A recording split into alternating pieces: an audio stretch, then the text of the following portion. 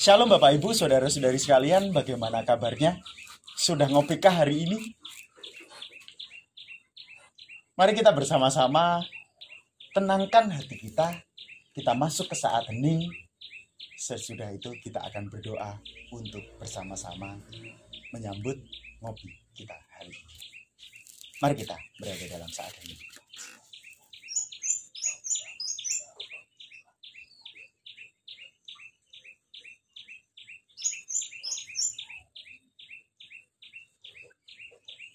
Mari kita bersama-sama menyanyikan dari NKB 147, Bangun Dosa Berteriak.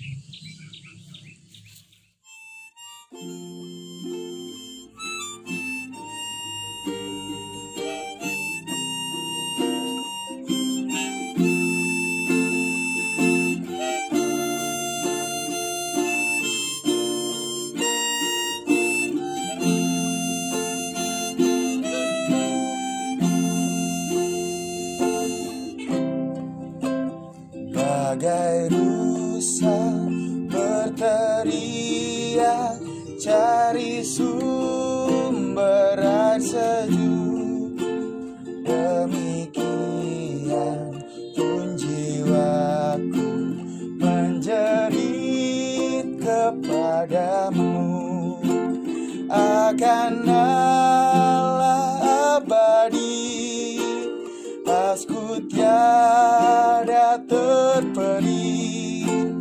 Bilakah tiba waktuku melihatmu ya Allahku.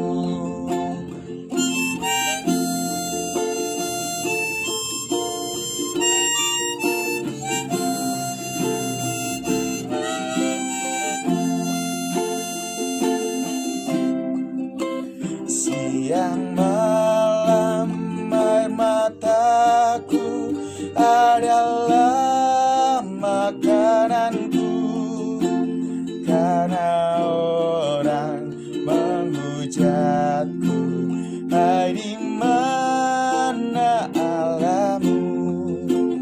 Dan teringatlah terang dengan girang dan senang, aku pimpinkan mereka masuk ke rumah Allahnya.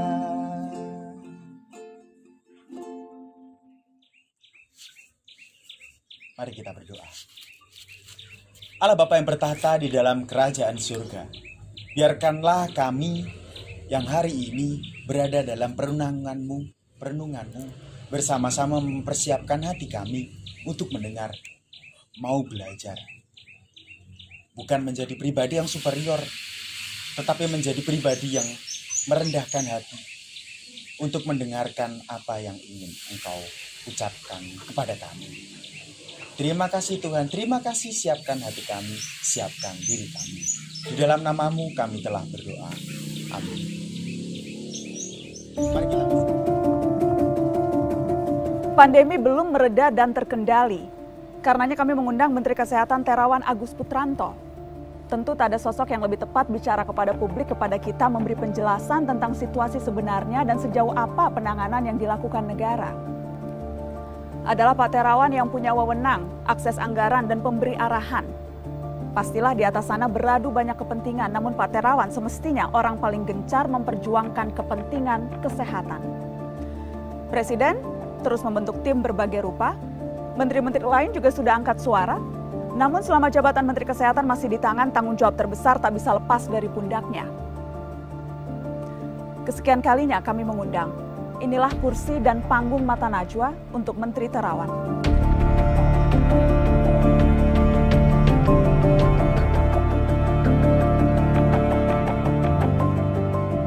Mengapa menghilang, Pak? Anda minim sekali muncul di depan publik memberi penjelasan selama pandemi.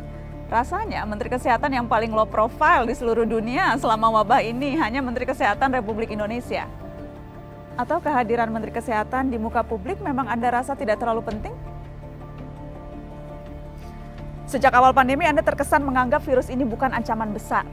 Apakah kini Anda mengakui bahwa kita kecolongan dalam langkah penanganan di awal yang seharusnya bisa lebih tanggap?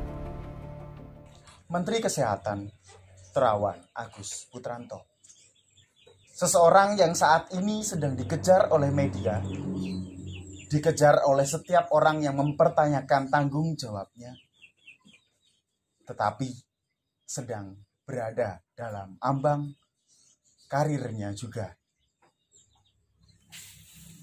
Situasi apakah ini Bapak, Ibu, Saudara-saudari sekalian? Kita sebelumnya mengenal beliau sebagai seorang dokter yang bahkan bukan hanya berprestasi, tetapi juga memberikan sebuah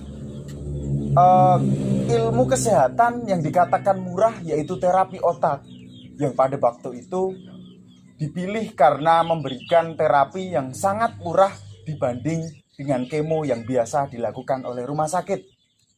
Namun saat ini harus dikejar-kejar dan seakan bersembunyi di balik tanggung jawabnya sebagai Menteri Kesehatan.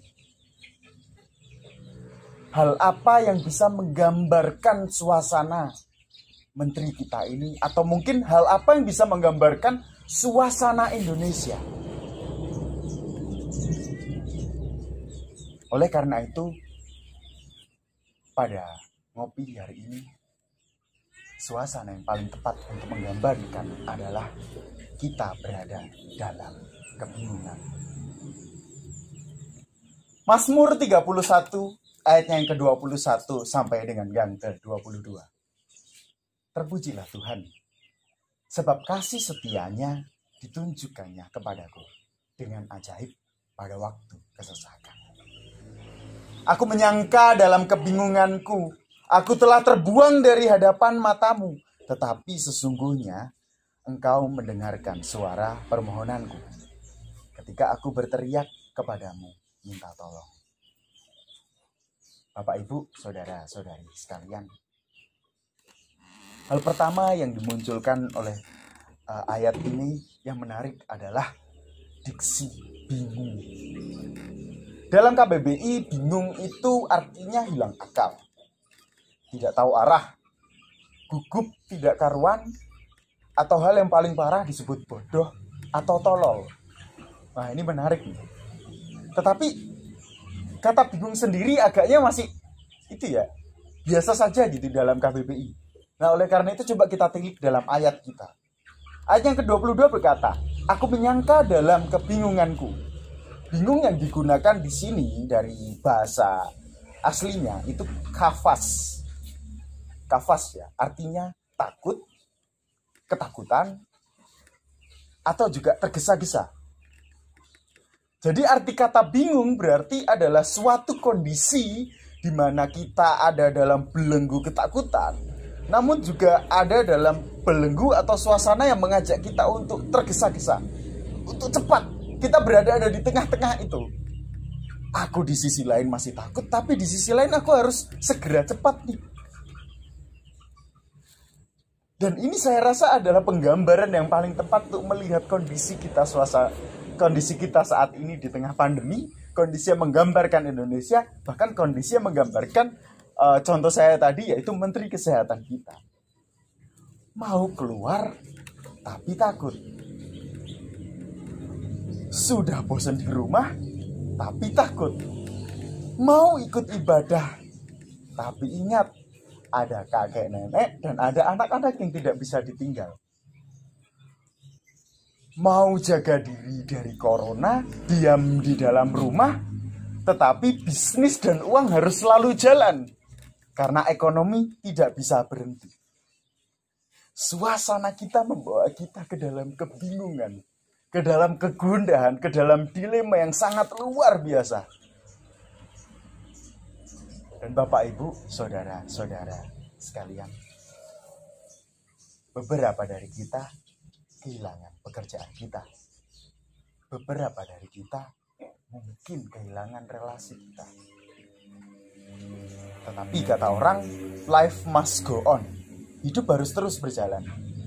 Kita harus diajak untuk terus melangkah dalam kegesaan hidup. Apa itu kegesaan?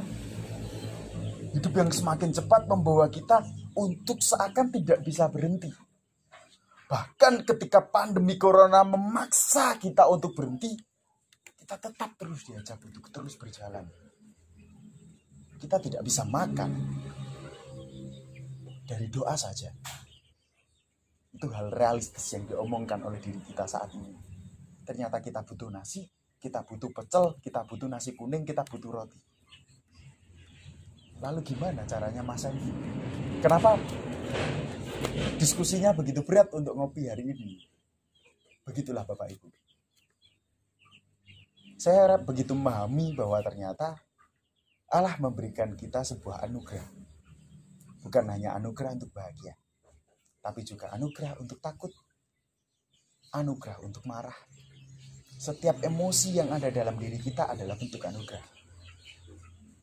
Dan pada hari ini kita menyadari satu hal yang baru, bahwa kebingungan juga merupakan anugerah. Dan saat ini kita diajak untuk bingung bersama. Kita diajak untuk takut, tetapi diajak juga untuk terus berjalan. Bapak Ibu, jangan tolak rasa ini. Jangan ragu untuk takut, jangan ragu untuk bingung. Justru di saat-saat ini, kita diajak untuk berharap dalam kelemahan kita. Kita berharap dalam kemanusiaan kita. Dalam Mazmur 21, ayat yang ke-24, lanjutan dari ayat yang kita baca tadi. Firman Tuhan berpesan, kuatkanlah dan teguhkanlah hatimu, hai semua orang yang berharap kepada Tuhan. Amin, Bapak Ibu. Bagai rusa berteriak, baiknya yang ketiga.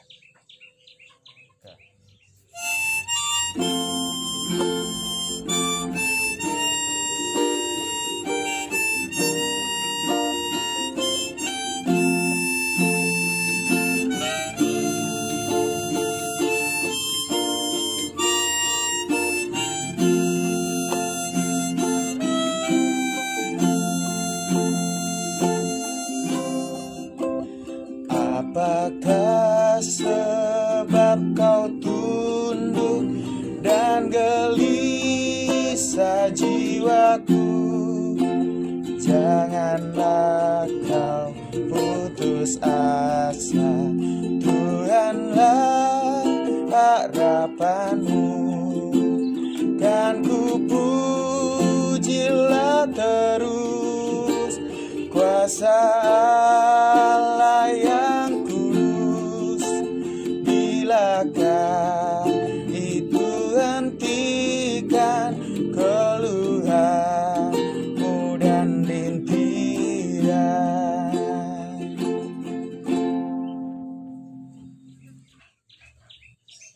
Bapak Ibu, saudara-saudari sekalian, kebingungan memang saat ini seakan menjadi tema hidup kita.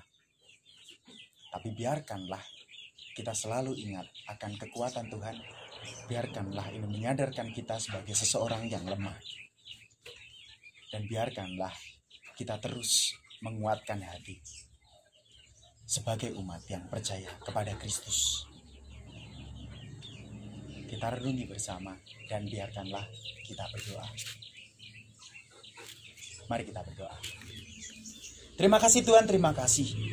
Di perenungan kali ini Engkau mengingatkan kami, Engkau kembali melihat kami bukan sebagai pribadi yang kuat, bukan sebagai pribadi yang superior, tetapi Engkau kembali mengingatkan kami bahwa kami adalah manusia yang bisa bingung, kami adalah manusia yang lemah, kami adalah manusia yang perlu kekuatan daripada-Mu.